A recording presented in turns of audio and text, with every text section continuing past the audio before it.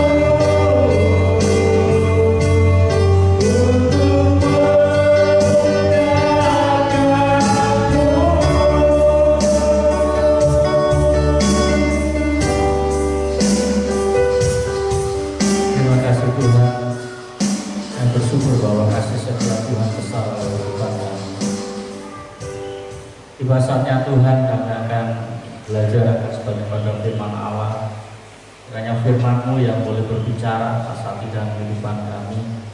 Firman-Mu berupa rema jelas atas kehidupan kami.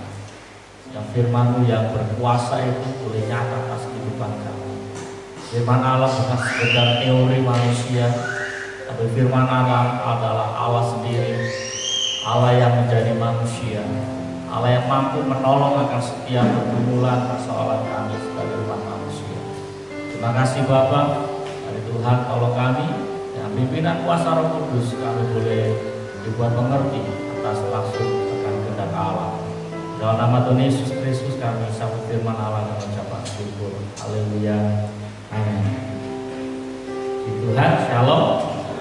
Kembali saya ucapkan selamat tahun baru. Kita bersyukur sampai hari ini Tuhan izinkan kita untuk kita boleh memasuki tahun yang baru, tahun 2021. Pada beberapa orang saya sampaikan tahun 2000, kita memasuki tahun 2021 ini seolah-olah kita sudah lepas ya, dari permasalahan tahun 2020. Secara umum kita boleh mengharapkan tahun 2021 akan bisa lebih baik. Secara khususnya dalam masa pandemi, ya, kita berdoa supaya vaksin boleh secara secara positif dapat berfungsi 100%. Ya. Meskipun kalau kita dengar juga corona ini senantiasa bahasanya berevolusi atau senantiasa jadi varian-varian baru. Nah, tapi kita yakin percaya lepas daripada hikmat dan pemikiran manusia, saya yakin percaya bahwa alam semesta Tuhan yang menciptakan, salah satunya adalah Tuhan izinkan virus yang tidak dapat kita lihat dengan mata jasmani kita ini, itu juga izin daripada kehendak Tuhan. Dimana dalam awal penciptaan dari hari pertama, hari kedua, hari ketiga sampai dengan hari yang ke-6 Tuhan menciptakan manusia, semuanya tidak lepas daripada kontrol Tuhan. Hanya oleh karena dosa, maka timbul semak belukar. Di awal penciptaan Tuhan katakan semuanya adalah baik. Terlebih pada saat Tuhan menciptakan manusia, Tuhan katakan gak sekedar baik, tetapi genap penciptaan manusia Tuhan katakan sungguh amat baik. Tetapi hanya oleh karena dosa, maka timbullah semak belukar, timbullah bakteri, timbullah virus, timbullah segala macam kejahatan. Itu karena dosa. Bapak saudara sekalian, dan dalam perjalanan umat manusia ada banyak keluh kesah, ada banyak pergumulan-pergumulan. Dan sampai hari ini juga bagaimana saya dan saudara, apakah manusia yang sudah percaya pada Tuhan ataukah yang belum percaya pada Tuhan, kita masih sama-sama di bawah terik matahari. Kita masih ada sama-sama di dalam dinginnya malam, kita mengalami situasi yang sama. Tetapi mari kita memasuki tahun 2021, ada sesuatu yang mesti baru kita miliki, atau pandangan-pandangan baru bagaimana kita mesti bekerja sama dengan Tuhan. Saya beri judul kita stop. Kejadian pasal 1 ayat 1, saya sengaja ngambil ayat ini, dikatakan pada mulanya Allah menciptakan langit dan bumi.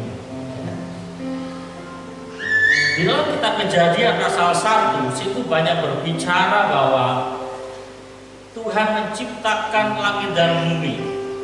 Dan di dalam ayat yang kedua, tidak saya tuliskan, dikatakan bumi belum berbentuk dan kosong, gelap gulita menutupi samudra raya, dan roh Allah melayang-layang di atas permukaan air. Ayat yang ketiga, berfirmanlah Allah, jadilah terang, lalu terang itu jadi. Dan ayat-ayat berikutnya juga sama. Katakan berfirmanlah, berfirmanlah, berfirmanlah. Bapak saudara sekalian yang kasih nama Tuhan Yesus, maksud daripada perenungan kita pada pagi ini adalah kiranya boleh menolong kita semua bahwa mari kita menjalani aktivitas kehidupan kita melibatkan akan Sang Firman.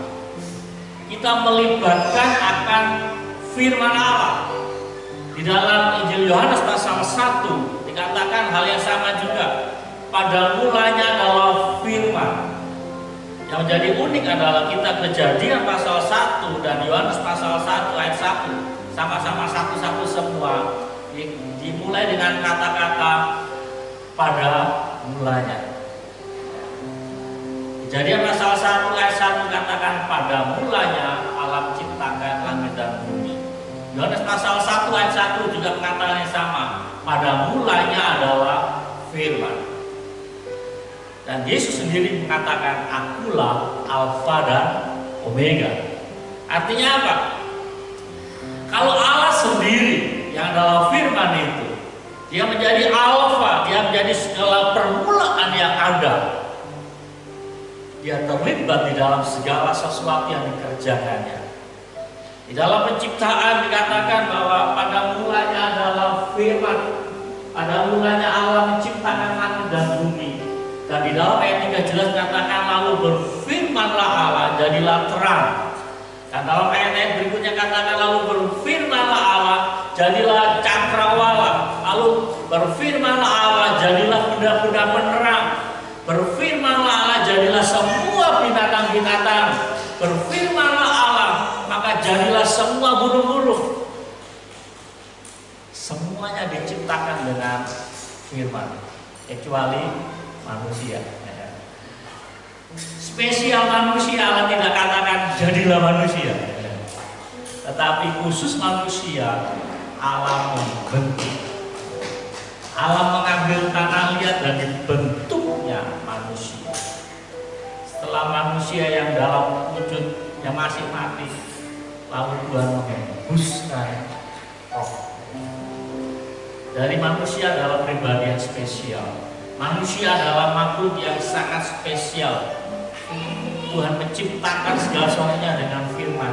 Tapi khusus manusia Tuhan tidak katakan berfirmanlah Allah jadilah manusia.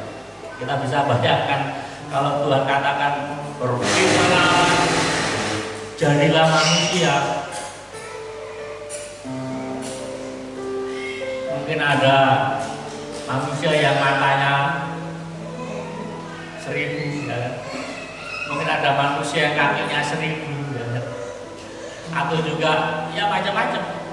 Tapi Tuhan tahu, Tuhan membentuk manusia seperti wajahnya. Maksudnya dengan citra Allah. Nah, Bapak saudara sekalian, di dalam kita menjalani tahun 2020 kemarin ada banyak pergumulan, ada banyak persoalan yang harus kita selesaikan, dan mungkin juga ada yang belum selesai. Tetapi kita harapkan pada saat kita masuk tahun 2021, terlepas daripada kelemahan kita, lepas daripada kekuatan kita sebagai manusia, firman Allah mengajak kita, sehebat apapun kita, mari kita jangan melalaikan firman Allah. Artinya, jangan sekedar firman Allah hanya sudah kita baca gitu loh. Tetapi mari kita melibatkan, saya pakai istilahnya, keterlibatan sang firman. Kita melibatkan firman, bukan sekedar firman itu kita baca kemudian kita jadikan pengetahuan dan saudara itu, tetapi mari kita libatkan dalam segala aktivitas kehidupan kita. Kita melibatkan firman Allah. Saya pakai istilah sang, saya tambahkan kata sang, karena firman Allah bukan sekedar teori, tetapi seperti Yohanes katakan, ia adalah Allah sendiri. Firman adalah Allah yang menjadi kata-kata, dan firman Allah dia menjadi manusia. Jadi dia adalah pribadi. Firman firman adalah pribadi. Kalau firman itu adalah pribadi, maka yang akan dapat melakukan banyak hal dalam kehidupan saya dan saudara.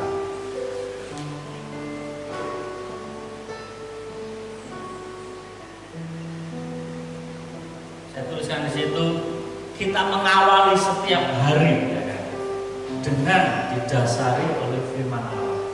Setiap hari. Kalau kita setiap hari sudah membaca firman Allah, mari. Tadi sudah saya katakan, janganlah firman itu sekedar menjadi pengetahuan. Firman itu nggak sekedar menjadi sebuah teori, atau dalam bahasa Alkitabnya hanya sekedar logos, ya kan? Tetapi firman itu menjadi rema, menjadi sebuah kekuatan yang menggerakkan kehidupan saya dan saudara. Ada beberapa ayat yang saya sampaikan dalam pagi ini berbicara tentang firman Allah. Yang pertama adalah pada saat kita melibatkan firman Allah, pada saat kita melibatkan sang firman itu dalam kehidupan kita, maka akan terjadi yang namanya keselamatan dan pemulihan. Sini saya ambil gambar, kita tahu kalau ini adalah gambar spesial Sakeus.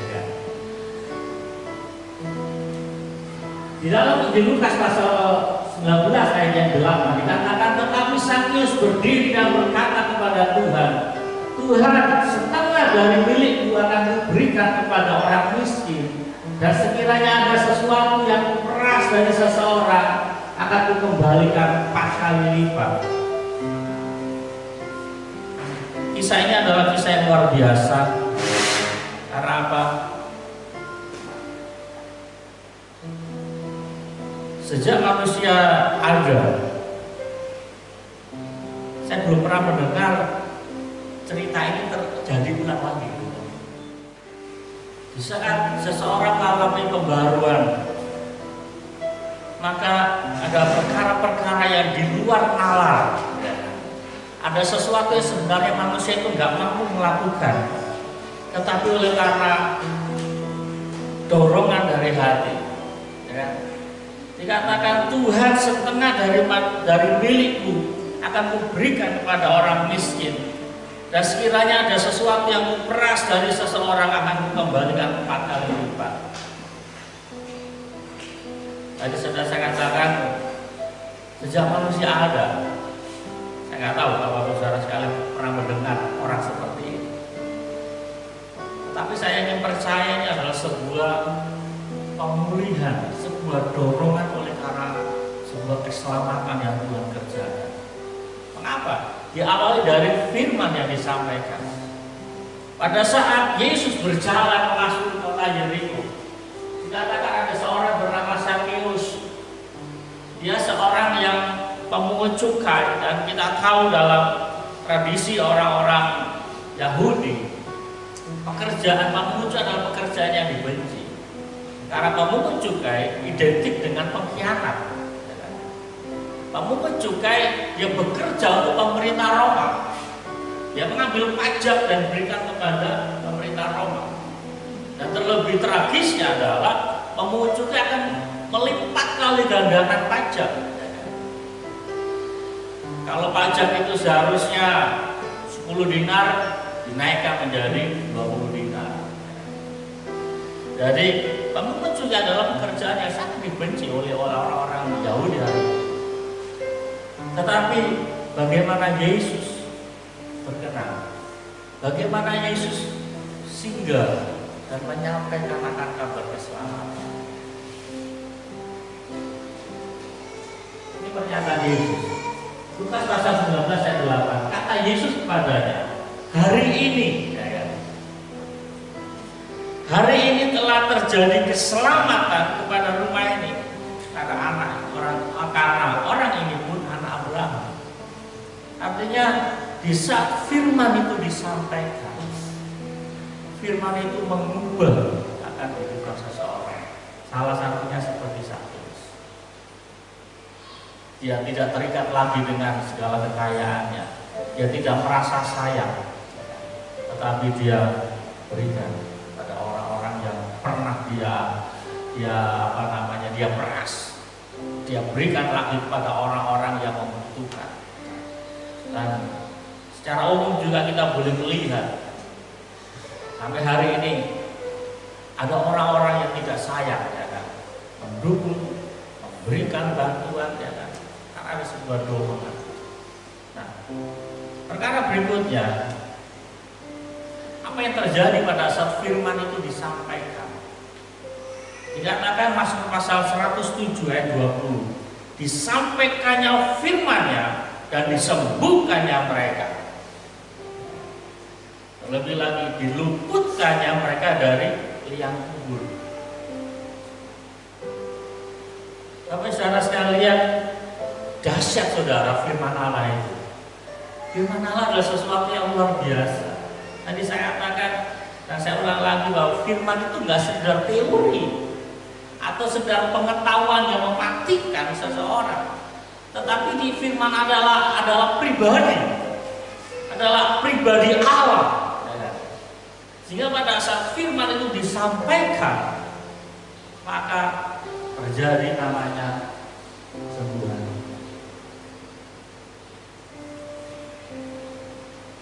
Dan hal ini bisa kita praktekkan dalam kehidupan kita pribadi lepas pribadi. Saat kita mengalami pergumulan sakit penyakit, mari kita imani firman Allah. Doa orang benar, ya kan? Bila dengan sungguh-sungguh disampaikan, maka besar kuasa, kita imani. Dan firman Allah katakan, oleh bilur-bilur Yesus engkau telah menjadi sembuh, kita imani. Firman Allah bukan sekedar kata-kata yang menghiburkan kita. Firman Allah bukan sekedar kata-kata yang memotivasi kita, tetapi ada kuasa, ada kekuatan yang besar dalam kehidupan kita.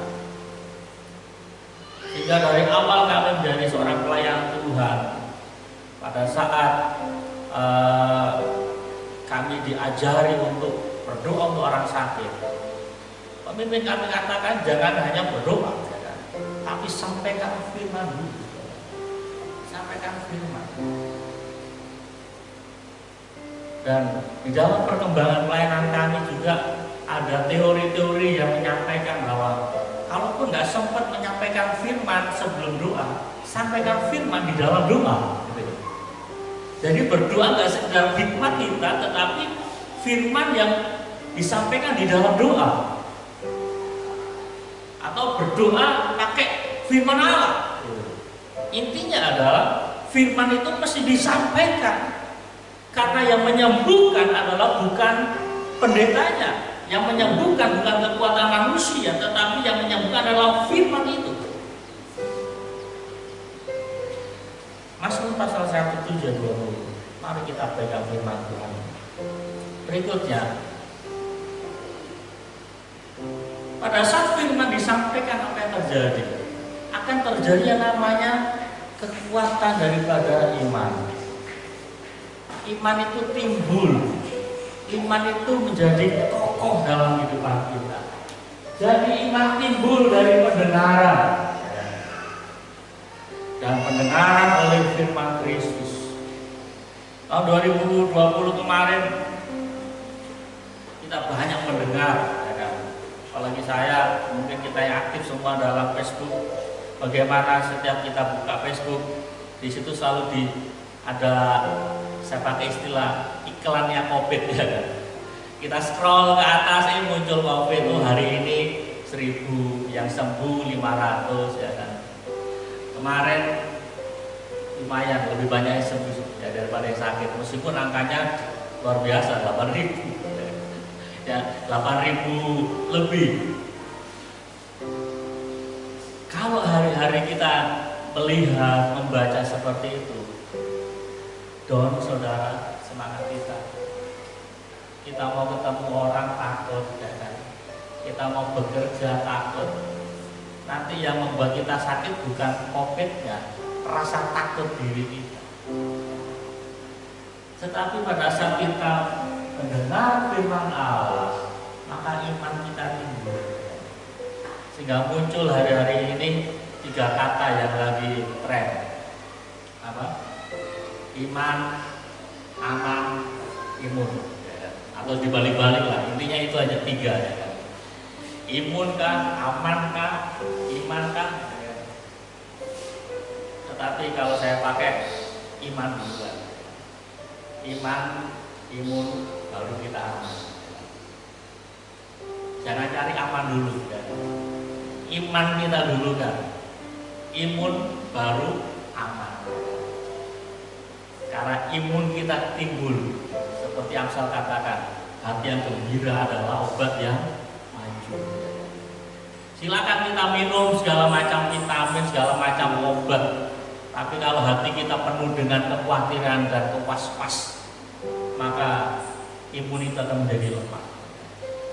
Jadi mari saya pakai dasar iman duluan, imun baru kita jadi aman. Perkuat akan pendengaran kita akan firman Allah, karena ia mampu menimbulkan kekuatan dalam iman kita. Selanjutnya, apa yang terjadi pada saat firman itu dinyatakan dalam diri kita? Dikatakan Mazmur 119 ayat yang 105, firman-Mu itu pelita bagi kakiku dan terang bagi jalan-jalanku. Firman Allah akan mampu menerangi kita. Ketika kita dalam pergumulan, persoalan, kebanyakan pikiran kita menjadi gelap, kita nggak tahu lagi apa yang kita kerjakan. Tetapi pada saat kita melibatkan Sang Firman, maka Firman itu akan menerangi. Beberapa tahun sering saya sampaikan, apa bedanya nasihat orang tua dengan nasihat Firman. Kalau nasihat orang tua terbatas, kita ada di sini, anak kita di luar jauh. Tapi kalau kita mendengar dan mentaati firman Allah, dimanapun kita, Sang Firman tetap ada di situ. Kita sebagai orang tua terbatas dalam menolong, ya kan? Kali ini kami alami hari-hari ini, anak kami yang jauh di Jawa, kan kami di sini, paling hanya bisa video call, ya kan? Paling hanya bisa kirim uang. Tetapi secara fisik kami nggak bisa langsung menolong. Kami hanya melalui kata-kata, kami hanya menyampaikan saran. Tetapi kalau firman Allah terlibat dalam kehidupan kita, dimanapun kehidupan kita, maka Allah akan bersama-sama dengan kita. Karena selanjutnya adalah ketika firman itu disampaikan, Efesus pasal 4 ayat 21 akan terjadi, yaitu pembaruan dalam kehidupan kita. Efesus pasal 4 ayat 21 dikatakan, karena kamu telah mendengar firman, karena kamu telah mendengar tentang Dia dan menerima pengajaran di dalam Dia, menurut kebenaran yang nyata dalam Yesus. Ini dasarnya. Jadi kita telah mendengar tentang Dia, yaitu apa? Firman, Sang Firman, dan kita menerima. Kita nggak sekedar mendengar, tetapi juga harus menerima pengajaran itu. Maka apa yang terjadi? Dibaharui dalam roh dan pikiran. Sebuah pertanyaan, mengapa dia sudah Kristen puluhan tahun nggak ada perubahan? Kembali kayak 21 tadi. Apakah dia menerima atau tidak? Mendengar ya? Menerima? Belum tentu. Tetapi kalau kita mendengar tentang Dia dan kita menerima pengajaran tentang Dia, maka dipastikan ada pembaruan dalam roh kita dan pikiran. Sering saya sampaikan ayat ini, kita mesti diperbarui dalam 2 aspek ini, roh kita dan pikiran. Nggak cukup roh, pikiran harus banyak perbarui. Kita bisa datang ke gereja, kita bisa menyembah Tuhan, kita bisa memuji Tuhan, tetapi kalau pikiran nggak diperbarui, bahaya. Bahayanya apa? Di dalam ayat 22 di situ banyak berbicara manusia lama, ya kan? Manusia lama itu loh yang bahaya. Manusia yang lama ini harus diperbarui. Ayat 22 berbicara situ. Dan itu bicara tentang pikiran. Oleh karena itu mari pada saat kita mendengar firman Allah, izinkan bicara dalam roh dan pikiran kita. 2 Timotius pasal 3 ayat 16 ini sangat jelas, ya, sangat jelas sekali. Dikatakan segala tulisan yang diilhamkan Allah memang bermanfaat untuk mengajar, untuk menyatakan kesalahan, untuk memperbaiki kelakuan, dan untuk mendidik orang dalam kebenaran. Jadi firman Allah dikatakan segala tulisan yang diilhamkan Allah. Segala tulisan firman Allah berguna untuk mengajar kita. Kalau kesalahan kita dibuka oleh firman Allah, memang sakit, ya kan? Aduh, saya malu, ya. Tetapi tidak apa, ya kan? Kesalahan harus dibuka, ya kan? Tujuannya apa? Untuk memperbaiki, ya kan? Memperbaiki kelakuan kita, untuk apa? Mendidik kita di dalam kebenaran. Supaya apa? Kembali sama seperti yang ayat di atasnya tadi dalam Efesus pasal 4 ayat 3. Supaya pikiran kita diperbaiki. Saya cepat sini karena jelas. Oleh karena itu, saya sampaikan di sini Amsal 13 ayat 13, gampang ingatnya. Ya kan? Amsal 13 ya kan. Kalau orang katakan ini 13 angka sial, ya kan? Untuk memudahkan. Apa yang dikatakan firman Allah? Siapa meremehkan firman, dia akan menanggung akibatnya. Tetapi siapa yang taat kepada perintah akan menerima balasan. Dalam terjemahan baru masih samar, ya. Kan dalam terjemahan firman Allah yang diikut lebih jelas.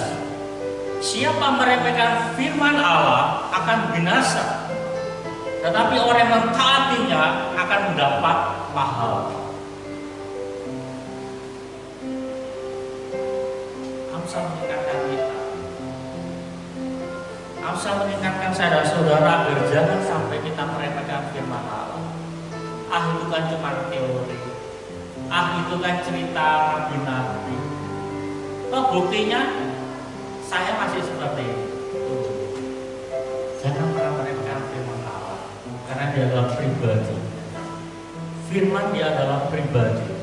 Firman dia adalah Allah yang hidup, yang sanggup menyatakan segala sesuatu. Mari Bapak Saudara sekalian, saya tidak banyak lebarkan firman Tuhan pada pagi ini. Biarlah saya dan saudara melibatkan sang firman. Seberapa banyak firman Allah yang sudah kita tahu, seberapa banyak firman Allah yang sudah kita miliki dalam kehidupan kita. Jangan sekedar itu hanya teori, jangan sekedar itu hanya pengetahuan atau sebagai alat untuk berdebat. Tidak penting kita berdebat, tetapi lebih penting adalah kita melibatkan firman Allah, kita terapkan dalam kehidupan kita, maka kita akan mengalami hal-hal yang di atas tadi. Mari kita datang pada Tuhan. Kita bawakan segala pergumulan kita. Saya tidak tahu apa yang menjadi beban kita masing-masing, tetapi oleh firman Tuhan pada pagi ini mengingatkan saya dan saudara, kalau segala sesuatunya diawali dengan firman.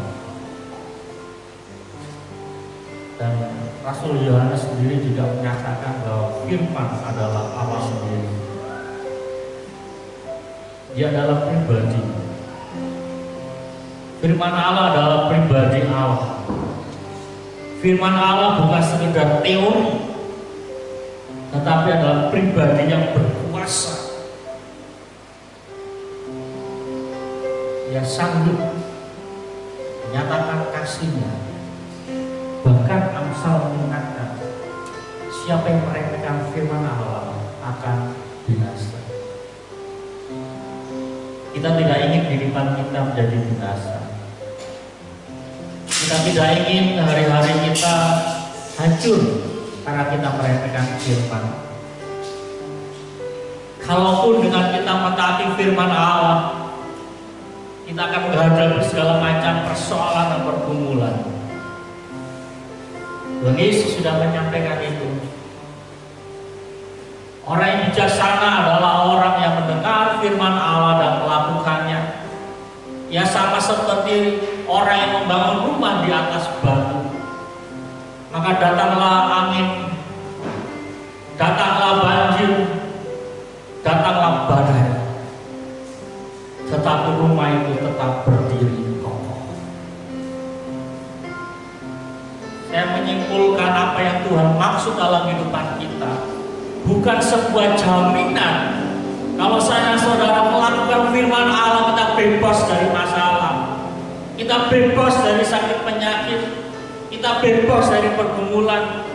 Tetapi di saat kita melakukan firman Allah, kita melibatkan sang firman dalam kehidupan kita, ada kekuatan, ada pertolongan dari Allah, ada kelepasan, ada pemulihan yang Tuhan kerjakan dalam kehidupan saya dan saudara.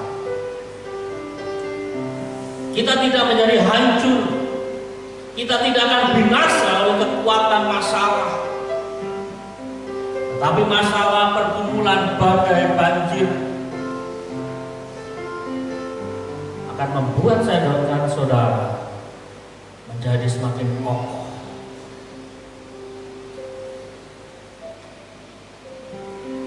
Terima kasih Bapak atas firman yang disampaikan pada kami pada pagi ini. Firman bukan sekedar teori. Firman Allah bukan sekedar kata-kata, tetapi firman Allah adalah Allah sendiri. Terima kasih Bapak atas firman-Mu yang pagi ini mengingatkan kami semua untuk kami mengubah konsep kami tentang firman Allah. Karena firman Allah adalah pribadi Allah sendiri, adalah Allah yang berdaulat atas kehidupan kami. Terlebih kami tidak meremehkan firman Allah dalam kehidupan kami. Kami boleh mentaatinya dalam kehidupan kami hari lepas hari. Dalam segala macam situasi dan keadaan, biarlah kami tetap melibatkan sang firman. Hari Tuhan, kiranya Kau Allah meninggalkan kehidupan umat-Mu, pribadi lepas pribadi, dalam segala pergumulan persoalan mereka. Kiranya Tuhan senantiasa nyata dalam kehidupan mereka. Tuhan memberkati akan umat-Mu, Tuhan berkati akan bangsa dan negara ini, Tuhan berkati akan para pemimpin di kota ini. Biarlah bangsa kami tetap ada dalam kedamaian. Setiap keputusan yang diambil oleh pemerintah, biar itu menjadi keputusan Tuhan karena berasal daripada Tuhan. Terima kasih Bapak, kami menyerahkan akan kehidupan kami hari lepas hari. Di tahun yang baru ini, tahun 2021, biar kami berjalan dengan firman Allah. Kami melalui hari-hari kami melalui onak duri, kami melalui sungai-sungai kehidupan kami melalui akan semahlukan dalam kehidupan kami. Bahkan kami akan mengalami masa-masa kejayaan bersama-sama dengan Tuhan. Kami mampu, kami kuat bukan karena kekuatan kami, tetapi karena sang firman ada bersama-sama dengan kami. Terima kasih Bapak, Tuhan malah boleh melawan penjama umat-Mu yang alami kelemahan dan sakit. Seperti firman-Mu yang menyampaikan, saat firman disampaikan, maka Engkau akan menyembuhkan, Engkau akan melepaskan dari liang maut. Terima kasih Bapak. Biarlah kuasa Allah Tuhan kerjakan atas seluruh umat. Terima kasih Bapak. Ini Tuhan doa ucapan syukur kami dan disempurnakan dengan doa yang Tuhan ajarkan atas setiap orang-orang percaya. Bapa kami di surga, kuduskanlah nama-Mu, datanglah kerajaan, jadilah kehendak-Mu di bumi seperti di surga. Berikanlah kami pada hari ini makanan kami cukupnya, dan ampunilah kami akan kesalahan kami, seperti kami juga mengampuni orang bersalah pada kami. Dan janganlah bawa kami dalam pencobaan, tapi lepaskanlah kami daripada yang jahat, karena Engkau yang punya kerajaan dan kuasa dan kemuliaan sampai selama-lamanya. Amin. Mari kita jemaat Tuhan, kita latih dan terima kasih. kasih karunia dan damai sejahtera serta sukacita berasal dari surga, serta kekuatan kuasa ilahi dari Tuhan kita Yesus Kristus, serta penghiburan kasih yang kekal melalui Roh Kudus. Terimalah berkat Tuhan ini, yang di dalam nama Bapa, dan di dalam nama Anak, dan di dalam nama Roh Kudus, dari pagi ini sampai Tuhan Yesus Kristus datang kedua kalinya. Bapa, terima kasih.